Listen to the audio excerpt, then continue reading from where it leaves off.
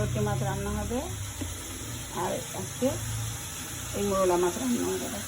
মোরলা কালকে কেটেছি, মাথা মানুষ তো এই দেখো, এই মশলা দিয়ে কষাচ্ছি, আলু কষা, আদা, জিরে, ধনের গুঁড়ো, ফোড়ন দিলাম, শুকনো লঙ্কা, ধনে, জিরে, সাদা জিরে, কালো জিরা আর আদা ফোড়ন দিলে ফোড়ন দিলাম। লঙ্কা আমার ঝাল খেতে পারে, লঙ্কা আদা দিলাম আর জিরে, ধনের গুঁড়ো দিলাম, দিয়ে ওই কষাচ্ছি। ওই কষানো হচ্ছে, তেল ছেড়ে গেছে, দেখো কি সুন্দর তেল ছেড়ে গেছে। এবার মাছগুলোকে দিয়ে দেবো, আর একটাও জল দেবে না, মাছ দিয়ে জল দেবে।